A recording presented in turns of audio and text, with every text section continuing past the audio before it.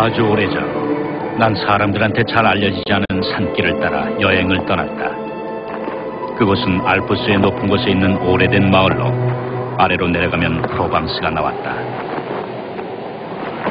1200m쯤 올라가자 처음 눈앞에 나타난 것은 황무지였다. 땅은 메마르고 야생 라벤더뿐 그곳엔 아무것도 자라고 있지 않았다. 난 그 널따란 황무지를 가로질러 걸어갔다. 그렇게 3일을 걷고 나자 말할 수 없이 쓸쓸하고 황량한 경치가 눈앞에 펼쳐졌다. 난 사람들이 떠나버린 마을에 천막을 쳤다. 준비해온 물은 어제 다 떨어졌다. 물을 찾아야 했다. 버려진 채 뜯겨진 벌통같이 보이는 쓰러져가는 집들이긴 하지만 근처에 샘터나 어쩌면 우물이 있을지도 몰랐다.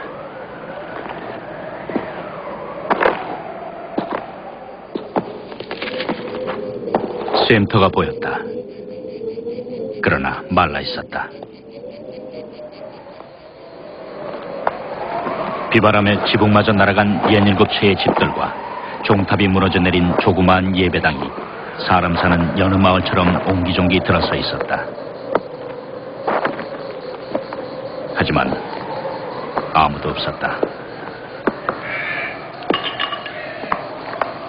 구름 한 점 없이 맑은 초여름 날씨였다.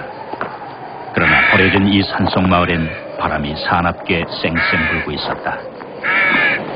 바람은 뼈대만 남은 집들 사이를 먹이를 먹다 빼앗긴 짐승처럼 으르렁거리며 불고 있었다. 난 천막을 걷어야 했다.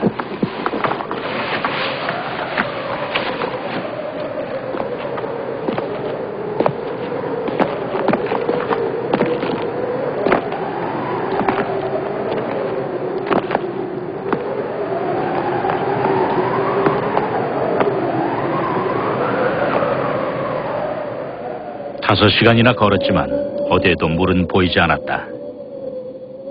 아니, 있을 것 같은 흔적조차 보이지 않았다. 어느 곳이나 모두 메말라 있었다. 여기도 라벤더만이 자라고 있었다.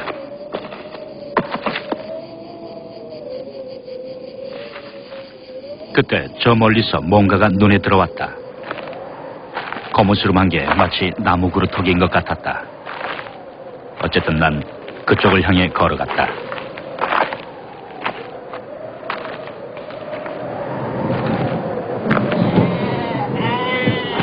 양치기였다. 곁에는 30마리쯤 되는 양들이 마른 풀 위에서 쉬고 있었다.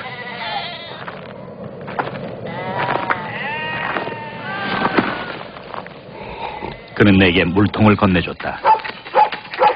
그리고는 고온의 움푹한 골짜기에 있는 양들의 우리로 날 데려갔다. 그가 물을 길어 올렸다. 기가 막힌 맛이었다.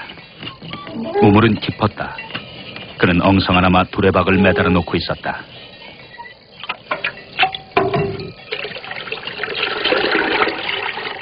그는 말이 없었다. 혼자 사는 사람들이 대부분 그렇듯이. 그러나 왠지 자신감에 차 있는 사람이란 느낌이 들었다. 하지만 황량한 그곳에선 어쩐지 이상하게 느껴졌다. 그는 오두막이 아니라 돌로 만든 집다운 집에서 살고 있었다. 벽을 보니 그가 이 집을 다시 세우느라 얼마나 고생했는지 알 것 같았다. 지붕은 아주 튼튼해 보였다. 그 위에선 바람소리도 밀려온 파도처럼 잠잠해졌다.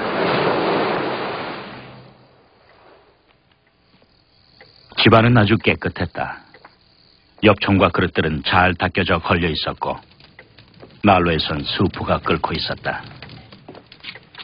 그는 말끔히 면도도 하고 있었다. 그의 옷은 단추 하나 달랑거리지 않았으며 기운 자국이 보이지 않을 정도로 꼼꼼하게 잘 꿰매져 있었다.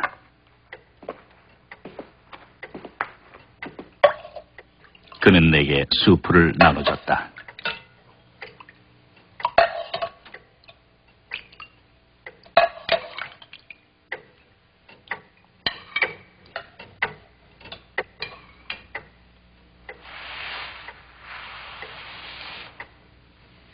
식사 후 난 그에게 담배를 권했다. 그는 피우지 않는다고 했다. 그의 개도 주인을 닮아 조용했다. 순하고 얌전했다.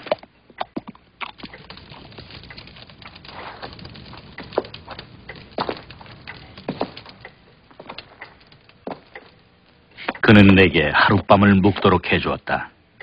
가장 가까운 마을도 이틀이나 걸어가야 나온다고 했다. 그 지역에 드문드문 박혀있는 마을들의 사정에 대해 난 잘 알고 있었다. 길이 끊기면서 나타나는 하얀 참나무 숲속 여기저기에 4-5개쯤 되는 마을들이 산비탈 위로 흩어져 있었다. 마을 사람들은 수출 구워 먹고 살았다. 모두 가난했다. 여름이나 겨울이나 살을 내는 모진 추위는 견디기 힘든 것이었다. 게다가 고립감은 그들의 삶을 더욱 비참하게 만들었다. 탈출구는 없었다. 탈출코자 하는 욕망은 무서운 야망이 되었다.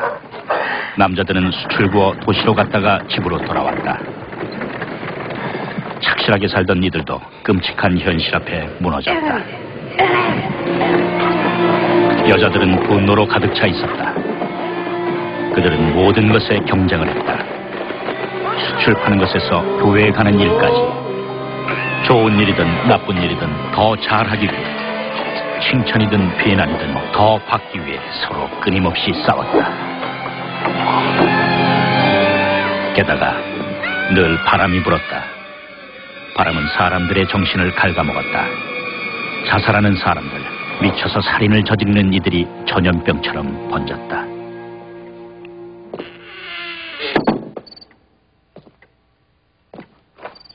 담배를 안 피우는 양치기는 조그마한 자루를 가져오더니 도토리를 한가득 쏟아놨다.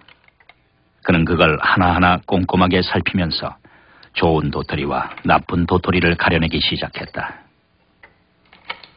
담배를 피우고 있던 내가 도와주겠다고 했지만 그는 자신의 일이라고 말했다. 하긴 그가 그처럼 꼼꼼하게 가려내는 걸 본 난 더 이상 고집을 부리지 않았다. 우리가 만나 처음으로 나눈 대화였다. 쓸만한 도토리가 웬만큼 모이자 그는 그걸 10개씩 나눴다. 그러면서 다시 그 도토리들을 눈앞에 들어 살펴보면서 너무 작거나 흠이 난 것들을 또 가려냈다. 그렇게 가려낸 좋은 도토리들이 100개쯤 모이자 그는 일을 멈췄다. 우린 잠자리에 들었다. 그와 함께 있는 것만으로도 평화로웠다. 이튿날 아침 난 하루 더 그의 집에 머물러도 괜찮겠냐고 물었다. 그는 당연하다는 듯 받아들였다. 아니, 오히려 어떤 일에도 결코 방해받지 않는 것 같아 보였다. 사실 난 하루 더 쉬어야 할 정도로 지쳐있지 않았다. 하지만 난 그에 대해 호기심이 생겼다. 그는 우리에서 양떼를 몰고 나와 목초지로 데리고 갔다. 떠나기 전 그는 어제 꼼꼼히 골라낸 도토리가 든 주머니를 물이 든 양동이에 푹 담갔다. 그의 지팡이가 눈에 띄었다. 두께가 내 엄지만한 쇠막대기로 길이는 내 어깨쯤 되어 보였다.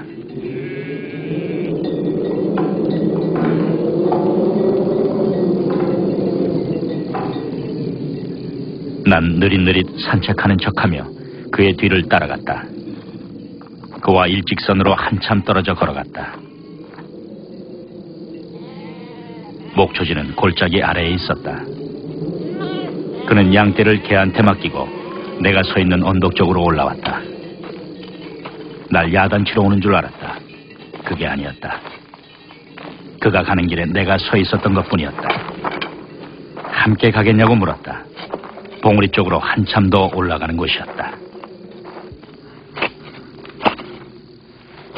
목적지에 다다르자 그는 쇠지팡이로 땅을 꾹꾹 찔렀다. 구멍이 파이자 도토리를 넣곤 다시 구멍을 메웠다.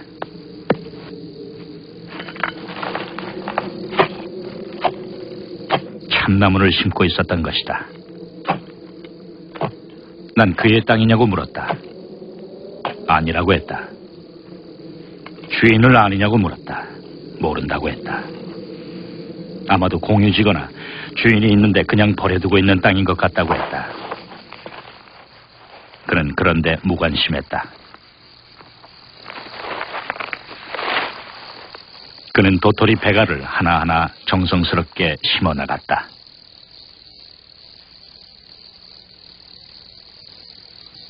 점심을 먹고 나서 그는 다시 도토리들을 가려내기 시작했다. 아무래도 내가 끈질기게 물었었나 보다. 그가 대답해 주었다. 지난 3년간 그는 이 아무도 살지 않는 땅에 나무를 심어왔다고 했다. 10만 그루를 심었다고 했다. 그 10만 그루 중에서 2만 그루가 싹을 틔웠다. 하지만 그 2만 그루 중 절반은 다람쥐에게 갉혀먹히거나 프로방스 특유의 환경 때문에 잃게 될 거라고 했다. 그렇다면 앞으로 1만 그루의 참나무들이 자라나게 될 것이었다. 그 황무지에서 말이다. 난 그의 나이가 궁금해졌다. 50은 확실히 넘어 보였다. 55이라고 했다. 그 양치기의 이름은 엘제아르 부피에였다. 그는 산 아래서 농사를 지었었다. 그게 인생 전부였다. 그는 하나뿐이었던 아들과 아내를 잃었다. 그 후 이 외진 곳으로 들어와 양떼와 개와 함께 조용히 살아가는 걸로 만족하고 있었다. 그는 나무가 없어 땅이 죽어가고 있는 것이라고 했다. 그리곤 달리 할 일도 없어서 자신이 이 땅을 살려내보기로 결심했다고 말했다. 미래에 대한 젊은이다운 자기중심적인 생각에서 난 이렇게 말했다. 30년 안에 이 1만 그루의 나무는 아주 커다란 숲을 이루게 될 거라고. 그는 담담하게 말했다. 앞으로 30년을 더 살게 된다면 이 1만 그루 따윈 바닷물에 떨어뜨린 물 한 방울에 지나지 않을 정도로 더 많은 나무를 심어 나갈 것이라고. 그는 진작에 너도 밤나무도 심어두었다. 그것은 벌써 한가득한 묘목장이 되어 있었다. 참으로 아름다웠다. 그는 또 자작나무를 심을 거라고 했다. 골짜기 아래쪽은 땅 위에 습기가 조금 남아있다는 것이다. 다음 날 우린 헤어졌다. 이듬해인 1914년 1차 세계대전이 일어났다. 난 전쟁터에서 5년을 보냈다. 병사였던 난 나무에 대해 생각할 겨를이 없었다.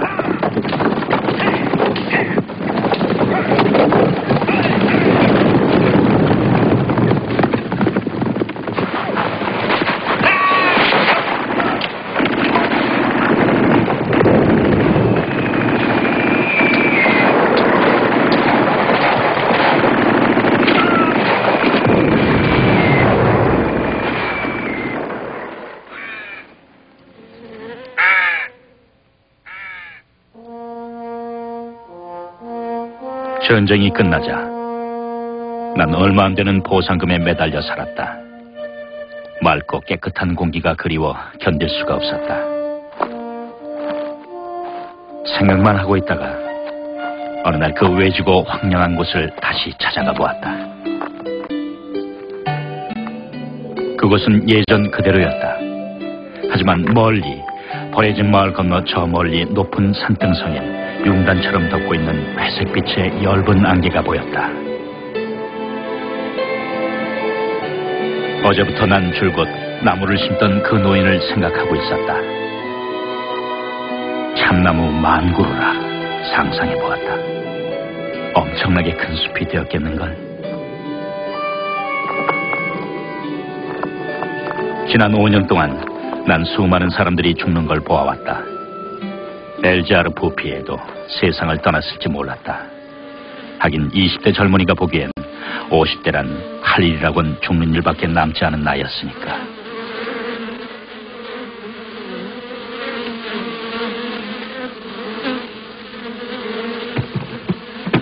하지만 그는 살아있었다. 하는 일도 그대로였다. 양은 4마리밖에 안 남았지만 대신 벌통을 100개 이상이나 치고 있었다. 그는 양들이 나무에 피해를 줘 팔아버렸다고 했다. 전쟁도 그를 막지는 못했다. 그는 조용히 나무만을 심어왔다는 것이다. 1910년에 심었던 참나무들은 10년이 지난 지금 노인이나 나보다도 크게 자라 있었다. 난 그 멋진 모습에 넋을 잃고 말았다.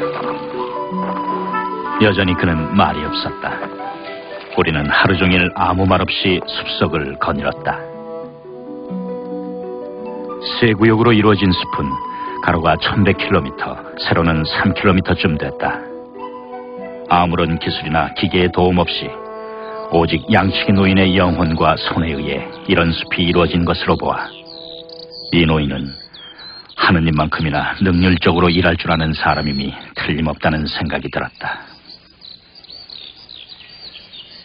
그는 자신의 꿈을 이루었다. 내 어깨 높이로 자라난 끝없이 널리 펼쳐져 있는 너도 밤나무들이 바로 그 증거였다. 참나무들은 단단해서 다람쥐들의 이빨을 잘 견뎌냈다. 이 숲을 없애려면 프로방스에 넘는 회오리바람이라도 불어야만 할 것 같았다. 그는 자그마한 5년생 자작나무 숲으로 날 데려갔다. 내가 베르당에서 싸우고 있던 1915년에 심은 것들이었다. 땅 표면에 습기가 있을 거라고 그가 생각했던 바로 그곳에 심어져 있었다.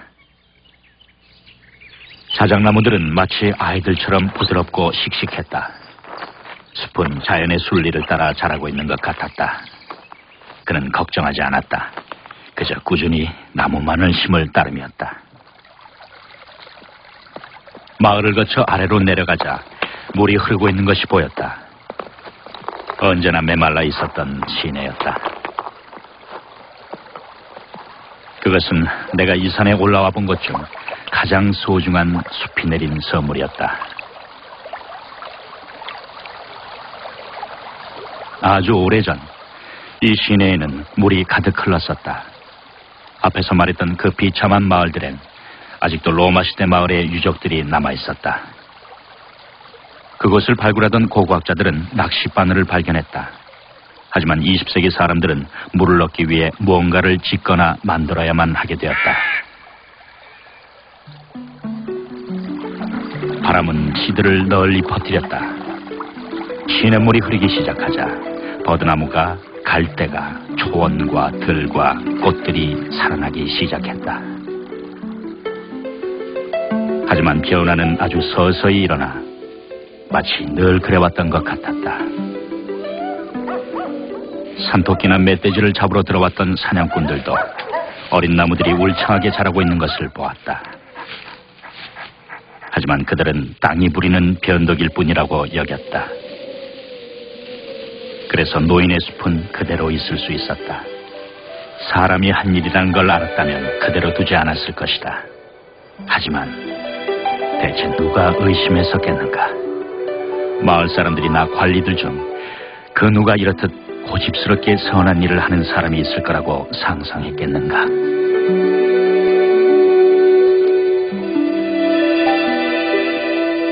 (1920년) 이래로 난 매년 거르지 않고 엘자르 부피에를 찾아갔다. 그는 지치는 법도 없이 꾸준히 나무를 심을 뿐이었다. 하느님은 그에게 이미 천국을 보여주셨던 게 틀림없었다. 난 그의 고통에 대해선 생각해보지 않았다. 틀림없이 그는 이런 숲을 이루기까지 수많은 어려움을 겪었을 것이다. 자신의 신념을 이루기 위해 수없이 절망감과 싸워야 했을 것이다. 우린 그가 완벽한 고독 속에서 일을 해왔다는 걸 알아야만 한다. 너무도 철저히 혼자여서 나중에 그는 결국 말하는 법을 잊어버리고 말았다. 아니, 아마도 필요조차 안 느꼈을 것이다. 1933년 산림 감독관이 놀란 얼굴로 찾아왔다. 산에서 불을 피우면 안 된다는 명령이 내려왔다며 자연이 내린 숲을 해칠 것이기 때문이라고 했다. 아무것도 모르는 이 순진한 감독관은 숲이 스스로 생겨난 건 처음 봤다며 감탄했다.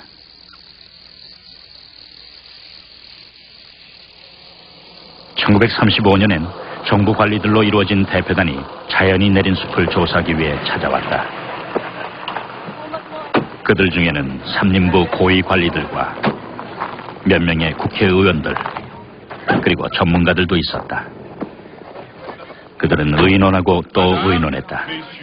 결국 뭔가 조치를 취하기로 결정했다. 다행히도 한 가지 반가운 일만 빼곤 아무 일도 실행되지 않았다. 숲은 정부 관리 책임하에 들어가게 됐고 숲 굽는 일은 금지됐다. 어린 나무들이 내뿜는 건강한 기운과 아름다움에 넋을 잃었기 때문이었다. 숲은 국회의원들에게조차도 마법을 걸었던 것이다.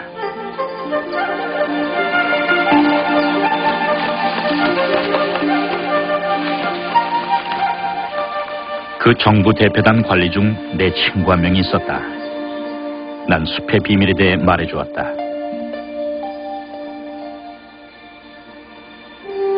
일주일쯤 지나 우린 엘자르 부페를 찾아 산 위로 올라갔다. 그는 일에 몰두해 있었다. 대표단이 들렸던 곳에서 20km쯤 떨어진 곳이었다. 내가 짐작했던 대로 친구는 노인이 하는 일의 소중함을 알아차렸다. 난 노인에게 갖고 간 달걀을 건넸다. 우린 함께 점심을 먹었다. 그리고는 한참 동안 아무 말 없이 주위 경치를 바라보기만 했다.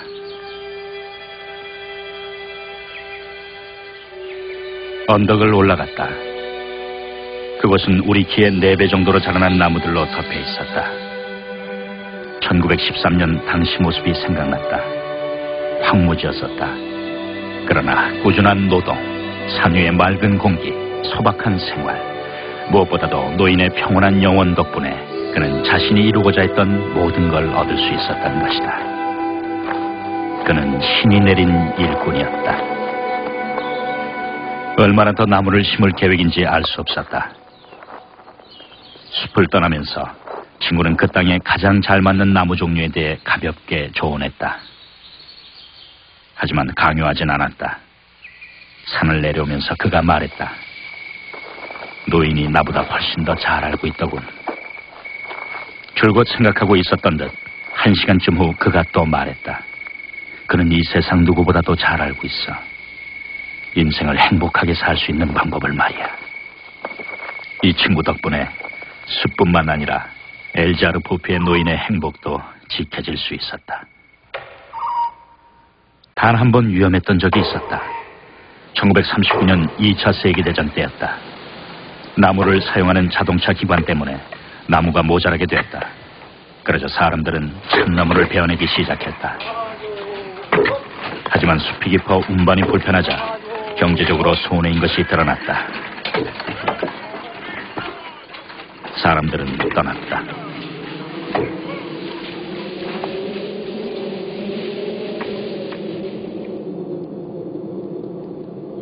하지만 노인은 아무것도 몰랐다. 1914년에도 그랬다. 이번에도 전쟁이 아랑곳하지 않고 숲속에서 조용히 일할 뿐이었다.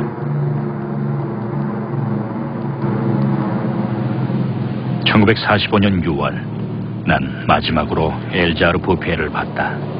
그때 그의 나이 87이었다. 난 옛날엔 황무지였던 그곳을 다시 찾아 나섰다. 전쟁이 남기고 간 혼란에도 불구하고 그곳엔 듀랑 골짜기와 산 사이를 오가는 버스가 있었다. 버스가 너무 빨리 달려서 그런 탓인지 내가 옛날에 처음 왔을 때 걸었던 길을 더 이상 알아볼 수가 없었다. 마을 이정표를 보고 나서야 비로소 그토록 황량했던 바로 그곳에 내가 와 있다는 사실을 깨달았다.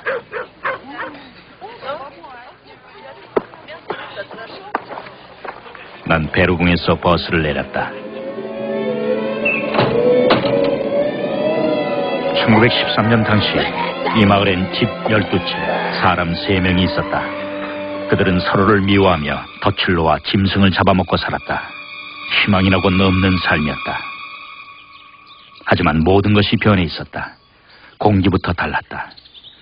그처럼 모질게 쌩쌩 불어대던 바람 대신 향기롭고 부드러운 산들바람이 날 맞았다.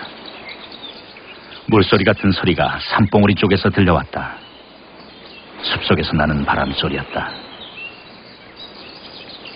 그런데 더욱 놀랍게도 진짜 물소리가 들려왔다. 물이 흘러내리도록 마을 사람들이 만들어 놓은 샘터였다. 그 곁엔 너무나도 감동스럽게도 보리수가 심어져 있는 게 보였다. 그건 마치 부활의 상징과도 같았다.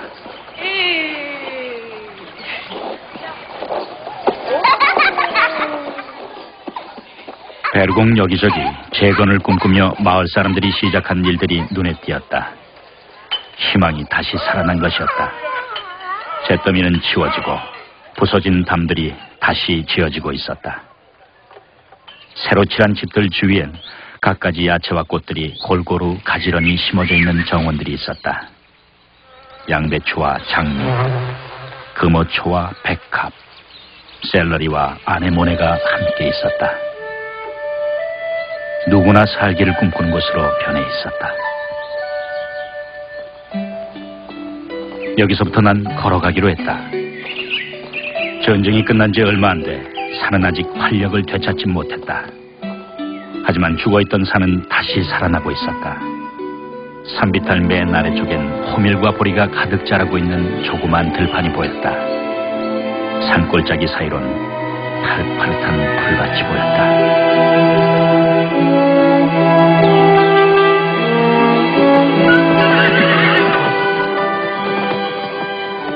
이로부터 8년 후 산 전체는 자연이 선사해준 건강한 생명력으로 넘쳐 흘렀다. 1913년에 보았던 무너진 직터 위엔 이제 깨끗한 농가들이 사이좋게 들어서 있었다. 모두들 행복하고 만족한 모습이었다. 고대로부터 내려온 샘들은 눈과 비를 잘 보존해준 숲 덕분에 다시 흘러내리기 시작했다. 단풍나무 숲 사이에선 샘에서 떨어져 내린 물이 용단처럼 깔린 박하잎들을 적시고 있었다. 마을은 천천히 다시 일어서고 있었다. 비싼 땅값 때문에 평야지대에서 옮겨온 사람들이 마을에 젊음과 활기, 모험심을 가져다 주었다. 거리마다 소박한 시골 생활의 맛을 알게 된 사람들의 건강하고 티없는 웃음소리가 가득했다.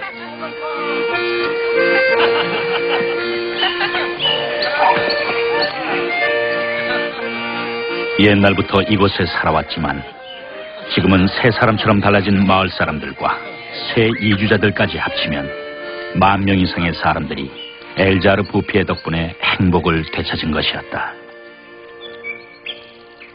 자신의 영혼과 몸 밖에는 아무것도 없었던 한 남자가 그 황량했던 대지를 이런 약속의 땅으로 바꿔놓은 걸 생각하면 그의 인생은 너무나도 멋진 것이었다.